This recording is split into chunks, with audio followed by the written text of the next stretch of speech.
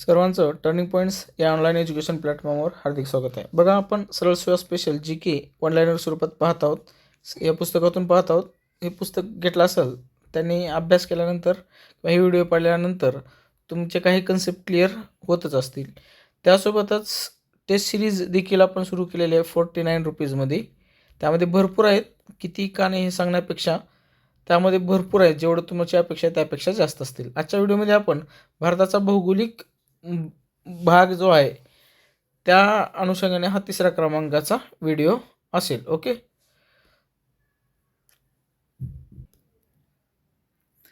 आजचा जो पहिला प्रश्न आहे तो आहे, भारताच्या खालीलपैकी कोणत्या राज्याची सीमा म्यानमार या देशाला लागून नाही? तर त्रिपुराची नाही, पर्यायामध्ये तुम्हाला म्हणजे ज्या राज्याच्या सीमा त्याला लागून असतील त्यांचंच आले असेल. त्यामध्ये अरुणाचल प्रदेश एक असतंय. ओके, म्यानमार राज्याच्या सीमा आहेत ते सांगून देतो. नागालँड, त्यानंतर मणिपूर आणि शेवटचा जो एक राज्य आहे मिझोरम. ओके, मिझोरम. असे 4 राज्यांच्या सीमा आहेत या म्यानमार या देशाला लागून आहेत. सोबत कालच्या व्हिडिओमध्ये तुम्हाला सविस्तर सांगितलं होतं कोणत्या देशाला कोणत्या राज्याची सीमा लागून आहेत. त्यानंतर सद्यस्थितीत भारतात किती केंद्रशासित प्रदेश आहेत?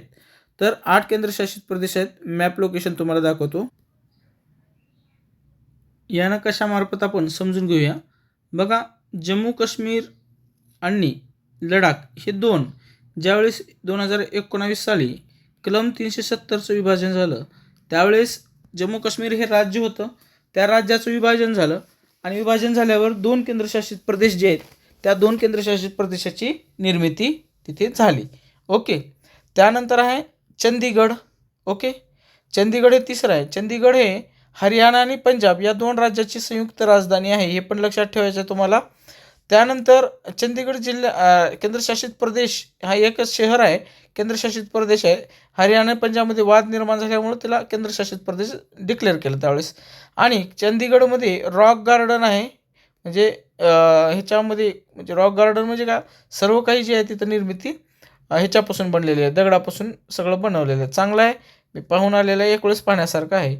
ओके, त्यानंतर भारताची राजधानी जी दिल्ली आहे, दिल्ली जी आहे ती देखील एक केंद्रशासित प्रदेश आहे. ओके, त्यानंतर दादरा नगर हवेली अँड दमण व दीव हे सगळं काय झालं, अगोदर दादरा नगर हवेली आणि दमण दीव हे 2 केंद्रशासित प्रदेश होते, परंतु आता ह्यांचं एक संयुक्त केंद्रशासित प्रदेश बनवण्यात आलेला आहे. म्हणजे आता दादरा नगर हवेली आणि दमण दीव असं एकच केंद्रशासित प्रदेश झालेलं आहे. आत्तापर्यंत आपण पाहिले एकूण 5 केंद्रशासित प्रदेश. त्यानंतर भारताच्या दक्षिणेकडे बघा, पुद्दुचेरी एक केंद्रशासित प्रदेश आहे आणि लक्षद्वीप जे अरबी समुद्रामध्ये आहे यावर देखील प्रश्न आलेला होता की अरबी समुद्रात असलेले एकमेव केंद्रशासित प्रदेश खालीलपैकी कोणता आहे? तर लक्षद्वीप आहे. त्यानंतर बंगालच्या उपसागरामध्ये जे आहे ते आहे अंदमान आणि निकोबार बेट. ओके, अशा प्रकारे एकूण तुम्ही पाहिलेले 8 केंद्रशासित प्रदेश जे भारतामध्ये सद्यस्थितीमध्ये आहेत. बरेच वेळेस कन्फ्युजन होत असते. आणि दादरा नगर हवेली ही आणि दमण दीव हे 2 वेगवेगळे होते. ओके, परंतु आता काय झालेलं आहे, हे सर्व जे आहे ते सर्व एकच केंद्रशासित प्रदेश झालेला आहे. म्हणजे या सर्वांसाठी एकच राज्यपाल असणार आहे. आणि जे जम्मू काश्मीर राज्य होतं त्या राज्याचं विभाजन होऊन कलम 370 हटवल्यानंतर तत्कालीन म्हणजे आता देखील आहे ते गृहमंत्री अमित शहा यांनी ते ठराव मांडला होता आणि ते ठराव पास झाला होता. त्यामुळे 2019 पासून जम्मू काश्मीर हे राज्य न राहता एक केंद्रशासित प्रदेश बनलेला आहे. म्हणजे याचा अर्थ आत्ता सध्या जर विचार कराल किंवा केला असेल तर एकूण जे आहेत टोटल 8 केंद्रशासित प्रदेश आहेत. ओके, आता मेन दुसऱ्या प्रश्नाकडे येऊ. त्यानंतर पुढचा प्रश्न पहा, मरीना समुद्रकिनारा कोणत्या किनारपट्टीवर आहे? तर ते कोरोमंडळ या किनारपट्टीवर आहे. त्यानंतर पुढचा प्रश्न आहे, खालीलपैकी कोणत्या राज्याची सीमा तेलंगणाला लागून नाही? तमिळनाडू या राज्याची सीमा लागून नाही. तेलंगणा या राज्याला महाराष्ट्राची सीमा लागून आहे, हे पण एक लक्षात ठेवा. ओके, तेलंगणा राज्याची नकाशा सीमा कोणत्या कोणत्या राज्याला लागून आहे ते बघून घ्या थोडंसं. छत्तीसगड, त्यानंतर महाराष्ट्र, त्यानंतर इकडे कर्नाटक आणि इकडे दक्षिणेकडे आंध्र प्रदेश या राज्याची सीमा लागून आहे. ओके, तमिळनाडूचा संबंध येत नाही. तमिळनाडू या राज्याची सीमा आंध्र प्रदेश या राज्याला लागून आहे. आंध्र प्रदेश आणि तेलंगणा हे एकत्रच होते, परंतु आंदोलन झाल्यानंतर आंध्र प्रदेश या राज्यापासून तेलंगणा हे वेगळं राज्य निर्माण करण्यात आलेलं आहे. त्यामुळे लक्षात ठेवा, कुठल्याही भूगोलचा अभ्यास करत असताना प्रामुख्याने नकाशा जे आहे, नकाशाचा थोडंसं समोर ठेवून द्या लक्ष. ओके. त्यानंतर मोरोरी हे सरोवर कोणत्या केंद्रशासित प्रदेश आहे, तर ते लडाख या केंद्रशासित प्रदेशात आहेत. पिनखोरे डॅश डॅश या राज्यात आहे, तर हिमाचल प्रदेश. अलियार जलाशय कोणत्या राज्यात आहे, तर ते तमिळनाडू या राज्यात आहे. बागलेनी कोटी आहे, तर मध्य प्रदेश या राज्यामध्ये आहे. ओके, मध्य प्रदेश या राज्यामध्ये. भारतातील कोणत्या जिल्ह्याचे क्षेत्रफळ सर्वात कमी आहे, तर माहे पोंडेचेरी या राज्याचं जे आहे जिल्ह्याचं जे क्षेत्रफळ कमी आहे.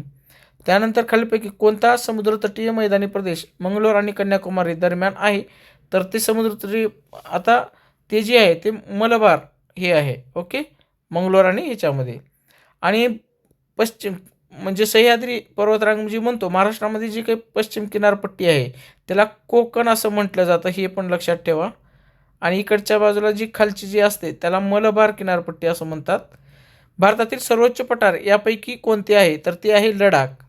जगाचे सर्वात मोठे प्रवेशद्वार कशाला म्हटले जाते, तर ते बुलंदशहराला म्हटलं जातं. आंतरराष्ट्रीय प्रादेशिक वादाच्या संदर्भात पँगाँग त्सो नुकतेच बातम्यामध्ये होते, ते कोणत्या केंद्रशासित प्रदेश आहे, तर ते लडाख या केंद्रशासित प्रदेश आहे. आता आय थिंक माझं चुकू शकते का बरोबर आहे माहीत नाही, परंतु 3 इडियट्स पिक्चरामध्ये जे काही दाखवलेलं आहे पँगाँग लेक, तेच लेखाच्या संदर्भात उल्लेख आहे असं माझा अंदाज आहे, आणि जे ते लडाखमध्ये आहे. भारतातील पूर्व किनारपट्टीच्या मैदानी प्रदेशाच्या दक्षिणेकडील भागाचे नाव काय आहे. पूर्व किनारपट्टीच्या मैदानी बघा, इकडल्या किनारपट्टीला विचारलेलं आहे, इकडं पश्चिम किनारपट्टी ते मी सांगितलं. एक वरच्या बाजूला महाराष्ट्रामध्ये कोकण, खालच्या बाजूला मलबार.